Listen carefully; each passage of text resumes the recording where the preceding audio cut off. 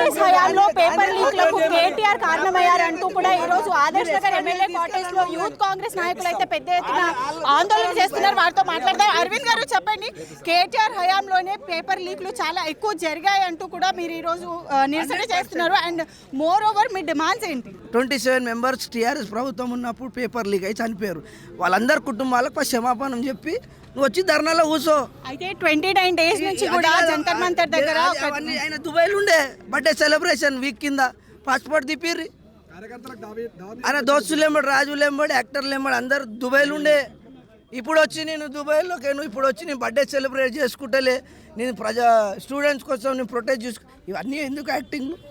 First 27 మంది కుటుంబాలకు క్షమాపణం చెప్పి సారీ నాకు తప్పు అయిపోయింది, పేపర్ లీక్ నేనే చేసిన, నేనే దొంగని మళ్ళీ అని చెప్పుకుంటే కూర్చోమని మేమే సమర్థిస్తాం.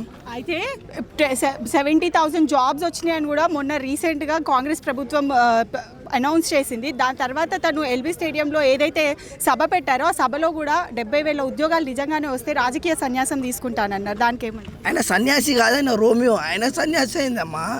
70,000 అది షో చేస్తాం. రేపు వెళ్ళు మా రేవంత్ అన్న చెప్తా అన్న 70,000 మందిని ఎల్బీ స్టేడియంలో అందరినీ పరేడ్ చేయించి వాళ్ళతోనే మెసేజ్ ఇప్పిస్తాం.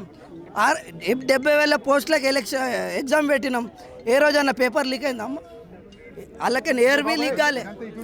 ఈ ధర్మేంద్ర ప్రధాన్ చేతపోతే మా రేవంత్ అన్నకి ఏమను ఎడ్యుకేషన్ మినిస్టర్ మేము కంటెస్ట్ చేస్తాం. అయితే ప్రతిపక్ష నేతలు కూడా రాహుల్ గాంధీ ఎవరైతే సిజేపీ పార్టీ కావచ్చు, సోనం వాంగ్చుక్ కావచ్చు, 29 డేస్ నుంచి హంగర్ స్ట్రైక్ చేస్తున్నారు.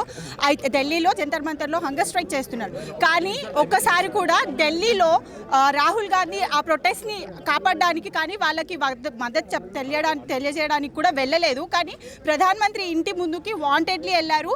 స్టూడెంట్స్ని పోక్ చేస్తున్నారు అని కూడా ప్రతిపక్ష నేతలు అంటున్నారు. దానికి ఏం చెప్తారు? దానికన్నా ముందు కాంగ్రెస్ పెద్ద నాయకులు ఎంతోమంది జంతర్ మంతర్ పోయి సిజేపీకి డే 1 నుంచి సపోర్ట్ చేసినాం. ఏ రోజైతే లాఠీ చార్జ్ జరిగిందో అప్పటి వరకు రాహుల్ గాంధీ మర్యాదపూర్వక గాంధీవాదంగా ప్రొటెక్ట్ చేస్తుంది.